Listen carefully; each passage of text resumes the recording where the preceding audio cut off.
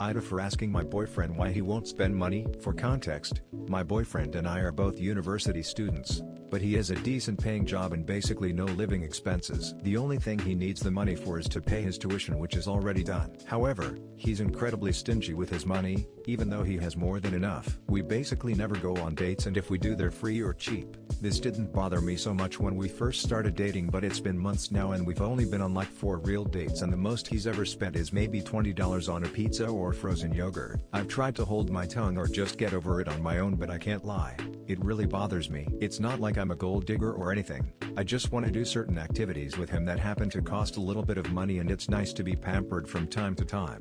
But he won't even buy himself lunch when he's hungry, let alone take me to dinner or anything like that. It makes me feel like shit, honestly, but I don't want to be selfish either. Today he was talking about how he'll often lie and say he's not hungry because he just doesn't want to buy food, and I finally, gently asked him why that is. He told me it's because when he was a kid his parents didn't have a lot of money, so they never gave him an allowance or anything, and so he just got in the habit of making excuses to not spend money when his friends invited him out. He's mentioned his family's financial situation to me before, and they're not impoverished or anything, but it's true that they don't have a ton of disposable income, and I guess this has resulted in a sort of scarcity mindset that makes it very difficult for him to spend any of the money he makes. I then asked him if he thinks he'll always feel that way, and he told me probably, at least for a while. I felt sad hearing that, mostly because I empathize with him, but also in part because I just don't know how sustainable a relationship between two people with very different attitudes towards finances can be. Do you think I'm being unreasonable for being bothered by this, or that I'm blowing it out of proportion and it's a non-issue? P.S. Before anyone asks me why I don't foot the bill, usually I do. Even though I have no job,